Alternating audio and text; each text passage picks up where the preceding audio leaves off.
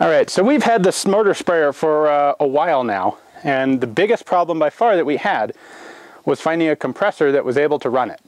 My initial plan was to use, we have a little 6.5 gallon air compressor that we use for things like a nail gun, and when we first talked to Nolan, we discovered that that's just flat out not going to work. Not nearly enough compressed air in that. The minimum you're looking for on this is like 12 cubic feet per minute at 90 psi. And those little spray gun, nail gun compressors can usually do like half that much. So our second attempt was to refurbish an old gas-powered big 2-cylinder compressor. Had some trouble with the engine on that being in much worse shape than we'd expected. Our third attempt was with an electric vertical, like a 60-gallon tank. That looked like it'd be perfect. Rated power was great, and I think if you're on the grid and you have access to easy 220 volt grid power, that would be a very good way to go. That should have had plenty of power to do it. Unfortunately, we're out here off the grid.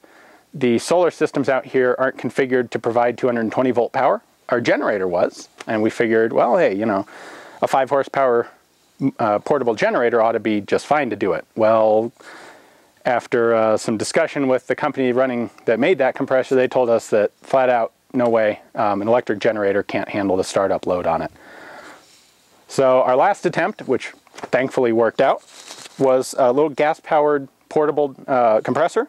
I was a little concerned that the air tank on this wouldn't be up to the challenge. This is rated for 11.5 psi, 11.5 cubic feet per minute at 90 psi, which is just a hair under the minimum. I actually talked to Nolan about this before I bought it because I was getting a little tired of failing with compressors, and he said it'll work. It's at the low end, but it would definitely work, and we found that it definitely does. The important parts here, we have a 5.5 horsepower gas engine. That's as small as you would want. And the advantage you have with a gas engine is that they can handle the initial startup load on the compressor. So even though this is the same power as the electric one we couldn't get to work, this will work because it's a gas engine. This is also, it's a lot smaller, it's a lot more portable, it's a lot handier to work with. And I think for most people, I think the ways to do this are either to have a fixed shop compressor on grid power or to use something just like this. So we're going to come back in a little while. We'll have some video of us working with the mortar sprayer inside the house. This was a test run on the outside because it's easier to get to and I don't have a bunch of junk in the way.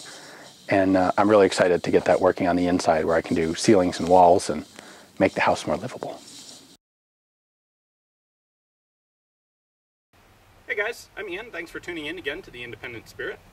We're doing some more testing with the mortar sprayer today. We're actually going to go ahead and do some spraying on the inside of my dome where we have a somewhat lumpy wall that is inward curving. So it's a real pain to try and stucco it by hand with a trowel. And that's the whole reason we have the mortar sprayer. So we're going to see how well it works. Step one, of course, is to mix up our stucco. This is a base A white stucco. I want a nice reflective white interior to the dome to really brighten it up. And we need a little bit of a wetter mixture with the sprayer, I think, than we would normally want with a trowel. So if you want to come and take a look at this, we've got this just about ready to go. You can see this slumps down. I think that's about right. So the only thing we need to do now is go ahead and wet the wall down. Let's head inside real quick and get that ready. Alright, it's a little dark in here because we don't have the white stucco in place yet.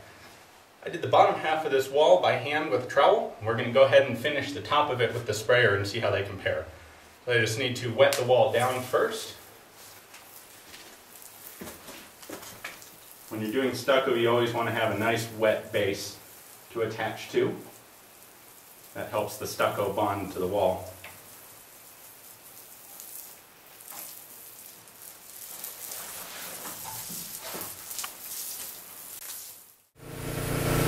Alright guys, we've got the compressor up and running. I'm sure you can hear it there. And I'm going to go ahead and fill up the hopper on my sprayer and get started here.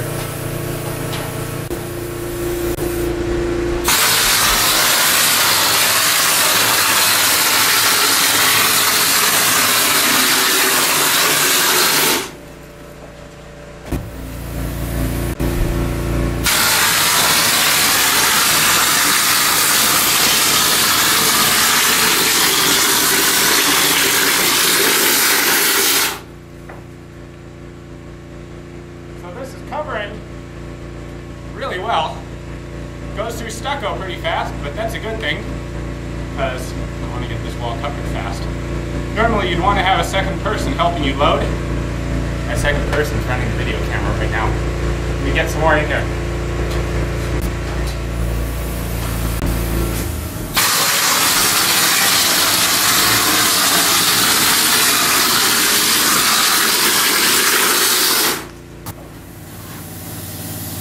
I'm getting the hang of this a little better, getting better coverage here.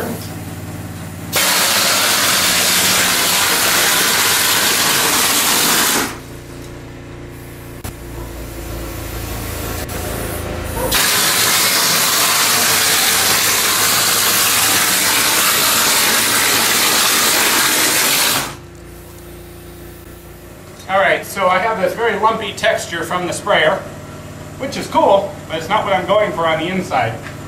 You may be able to see the texture on the bottom here where I've already done it is quite a bit smoother. And so I'm going to go through with my precision finishing tool, which is a plastic bag, and smooth this out so it's uniform.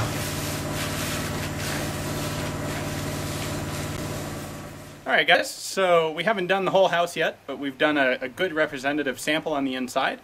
And I'm really thrilled with the way this worked out.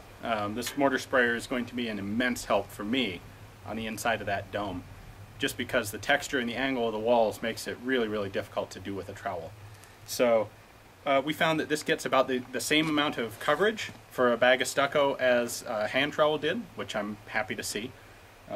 This kind of feels like it's using a lot of stucco, but in reality it's just doing the same work faster, which is a great thing. I probably won't end up using it quite so much on the outside of the house, certainly not on areas that are up high where you have to take this up a ladder on the front of a house. It's a little trickier to use, but the inside is the big job for me. And I'm also looking forward to being able to try this out for things like my own small-scale shotcrete we should be able to do with this. So we can build some decorative rock fixtures, or maybe at the top end we might be able to do like a small root cellar that we can then bury just like the dome, and that would be really cool. I'd like to have one of those. So all in all, mortarsprayer.com, these are well worth the money if you have an application like we have here. It's a fantastic tool, and shout out to Nolan. Thanks, man. We appreciate it.